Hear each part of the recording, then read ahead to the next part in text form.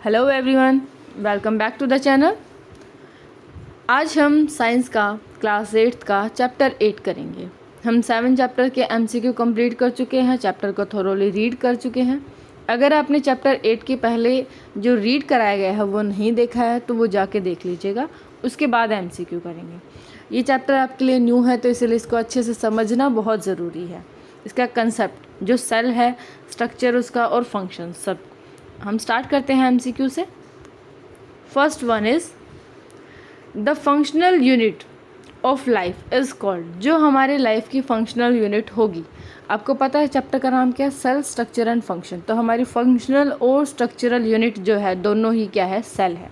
क्या है? सेल है लाइफ की हमारी यूनिट। तो हमारा फर्स्ट जो आंसर है वो कौन सा है? ए वाला जो है वो करेक्ट है। Next is chloroplast is found इन। जो क्लोरोप्लास्ट होता है वो किस में मिलता है? अब सभी को पता है क्लोरोप्लास्ट के अंदर क्लोरोफिल होता है जो कि ग्रीन कलर के लिए रिस्पॉन्सिबल होता है प्लांट्स की। तो क्लोरोप्लास्ट किस में प्रेजेंट होता है? ग्रीन कलर तो सिर्फ प्लांट्स में ही होता है ना, एनिमल्स में तो नहीं होता। तो क्लोरोप्लास्ट जो है वो होता है सिर्फ और सिर्फ प्लांट सेल के अंदर, यानी कि इसका भी कौन सा ऑप्शन, ए वाला जो ऑप्शन है वो करेक्ट है। Next is the control unit of cell. Cell को जहाँ से कंट्रोल करते हैं, जैसे पूरी ह्यूमन बॉडी है, ह्यूमन बॉडी का जो कंट्रोल सेंटर अगर हम बोलें वो होता है ब्रेन, हमारा दिमाग। हमारे दिमाग से ही सब कुछ चलता है, हम काम करते हैं, हम रुकते हैं, हम बैठते हैं, हम सोते हैं, सब करते हैं। अब इसने पूछा है उसी तरीके से सेल की कंट्रोल यूनिट क्या होगी? वो क्या न्यूक्लियस है, सेल वॉल है, साइटोप्लाज्म है, या फिर ये सभी है?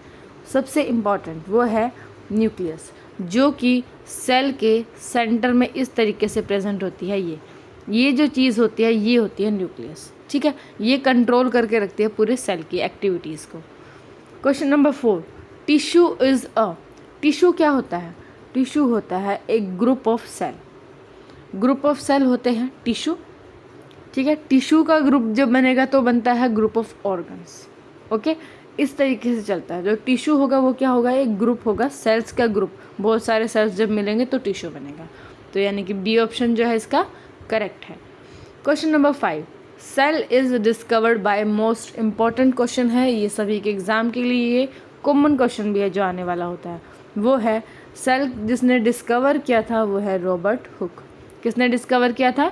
रॉबर्ट हुक ने डिस्कवर किया था सेल को। तो बी ऑप्शन जो है इसका करेक्ट है। किस पे डिस्कवर किया था? याद होगा आपको, बार्क पे, यानी कि जो कोर की बाहर वाली लेयर होती है बार्क, डेड सेल्स वाली, उसके ऊपर रॉबर्ट हुक ने। Next is the cell capable of changing shapes are. जो अपनी शेप को चेंज कर सकता है, ऐसा एक तो बैक्टीरिया में था, वो कौन सा था? वो था एमीबा के सेल्स थे। क्योंकि एमीबा की कैसी शेप होती है? वो इरेगुलर शेप होती है ना, इस तरीके से होती है ऐसे एमीबा के सेल। और ह्यूमन बॉडी के अंदर होते हैं WBC। ये आपने चैप्टर में भी पढ़ा है कि एमीबा सेल और WBC ही ऐसे हैं जो अपनी शेप को चेंज कर सकते हैं, यानी कि बोथ ऑफ दीज, जो ऊपर वाले दोनों हैं। यानी कि जो इसका करेक्ट ऑप्शन है वो कौन सा है? सी वाला। Next is cell which lack nucleus. देखो, न्यूक्लियर मेम्ब्रेन जिसके पास नहीं होगी वो कौन से सेल होंगे? दो टाइप के सेल थे, यूकैरियोट्स और प्रोकैरियोट्स। जो जिनके पास न्यूक्लियस मेम्ब्रेन होगी, इसमें तो लैक का पूछा ना, होगी किसमें? यूकैरियोट में। लेकिन इसने पूछा लैक नहीं होगी, वो होगी प्रोकैरियोटिक सेल्स में। किस में होगी? प्रोकैरियोटिक सेल्स में, यानी कि ये प्रो है। जैसे कि अब मोबाइल्स में प्रो आता है तो प्रो वर्जन होता है, तो इसी का याद कर लो कि प्रो वर्जन है। यूकैरियोट में था न्यूक्लियर मेम्ब्रेन, प्रो में नहीं है। यूकैरियोटिक सेल्स में न्यूक्लियर मेम्ब्रेन नहीं है। तो इसका जो आंसर है वो कौन सा है? बी वाला है। Next is genes are located in. जो जीन्स होते हैं वो किस पे लोकेटेड होते हैं? वो लोकेटेड क्या क्रोमोसोम पे, प्लास्टिड पे, साइटोप्लाज्म पे, लाइसोसोम पे? किस पे लोकेटेड होते हैं? वो होते हैं क्रोमोसोम पे। सबसे देखो, न्यूक्लियस होता है, न्यूक्लियस के अंदर होते हैं, ये देखो न्यूक्लियस है, इसके अंदर होंगे क्रोमोसोम, क्रोमोसोम के ऊपर होंगे जीन्स, ऐसे याद रखना। ठीक है, तो क्रोमोसोम जीन्स कहाँ लोकेटेड है? क्रोमोसोम्स पे। ए ऑप्शन करेक्ट है इसका। Question number 9, the organism containing only a single cell is called. देखो, ये बोला गया है सिंगल सेल। अगर ये बोला जाता मल्टी सेल तो क्या होता? मल्टी सेलुलर ऑर्गेनिज्म हो जाता। लेकिन इसने बोला सिंगल सेल, सिंगल यानी कि यूनी, यूनी का मतलब होता है सिंगल, यूनी सेलुलर ऑर्गेनिज्म होंगे जिसके अंदर सिर्फ एक ही सेल प्रेजेंट होगा। तो ए ऑप्शन इसका क्या है, करेक्ट आंसर है। Question number 10, cell wall is found in, cell wall किस में होती है, प्लांट्स में, एनिमल्स में, both and B and none of this. ये आपने स्ट्रक्चर भी किया था, जैसे कि हमारा एनिमल का सेल होता है वो कुछ इस तरीके से होता है, और जो प्लांट का सेल होता है वो इस तरीके से होता है, और इसके बाहर जो होते हैं इस तरीके से लेयर होती है, अंदर वाली सेल मेम्ब्रेन होती है, इसके पास भी सेल मेम्ब्रेन है, लेकिन प्लांट के पास जो है वो सेल वॉल प्रेजेंट होती है। आपको एग्जांपल देके समझाया था कि जैसे प्लांट है, प्लांट को बहुत सारी धूप से बचना होता है क्योंकि बाहर ही रखे होते हैं प्लांट्स वगैरह, उनको धूप से, आंधी से, तूफान से, सबसे प्रोटेक्शन करनी होती है, तो इनके पास एक एक्स्ट्रा लेयर होती है जो कि होती है सेल वॉल की। तो इसका जो करेक्ट ऑप्शन होगा वो कौन सा होगा, ए, यानी कि सिर्फ और सिर्फ प्लांट सेल के पास ही सेल वॉल प्रेजेंट होती है और एनिमल सेल के पास सेल वॉल नहीं प्रेजेंट होती है, एक डिफरेंस भी है, ठीक है। तो इसका ए ऑप्शन जो है वो करेक्ट है। Question number 10, the empty blank looking structure in the cytoplasm is, cytoplasm के अंदर देखो, अगर हम प्लांट सेल का एक एग्जांपल लेते हैं, ये बाहर तो क्या होती है, इसकी सेल वॉल प्रेजेंट होती है इस तरीके से, ये क्या होती है, इसकी सेल मेम्ब्रेन होती है, इसके अंदर क्या होता है, इसका साइटोप्लाज्म प्रेजेंट होता है, और इस तरीके से बड़ा सा क्या प्रेजेंट होता है, ये होता है वैक्यूल। क्या होता है, वैक्यूल, वैक्यूल जो कि ब्लैंक लुकिंग स्ट्रक्चर है किसी भी सेल के अंदर, साइटोप्लाज्म के अंदर, ठीक है। साइटोप्लाज्म आउटर मोस्ट पार्ट ये वाला जो है डॉट डॉट से दिखाया जाता है, उसके बाद अंदर वैक्यूल होता है, इधर न्यूक्लियस होता है। तो इसका करेक्ट ऑप्शन कौन सा है, ए वाला। आप स्ट्रक्चर भी देख सकते हैं।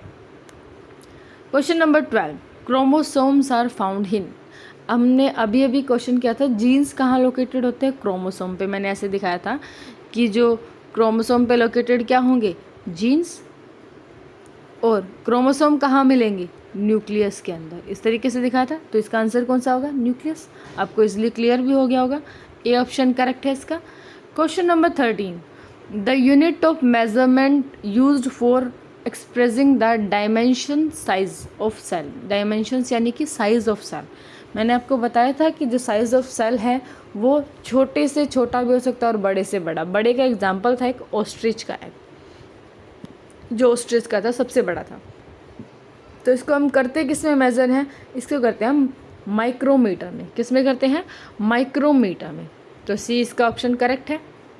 Next is the power house of a cell is called, जो पावर हाउस बोलेंगे हम सेल का वो क्या होता है, ये एक क्वेश्चन है जो इम्पॉर्टेंट है, जो मैंने आपको एक्स्ट्रा में बताया था।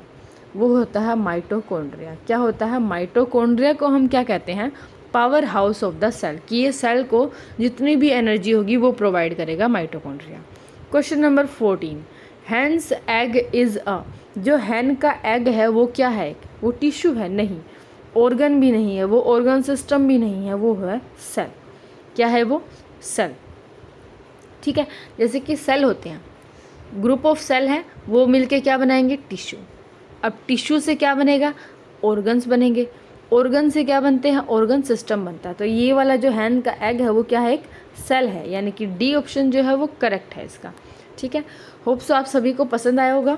अगर आपको समझ में आ गया है तो आप लाइक, शेयर और कमेंट ज़रूर कीजिएगा, और अगर कोई भी आपको प्रॉब्लम आती है तो आप कमेंट बॉक्स में कमेंट करके बता सकते हैं। Thank you so much.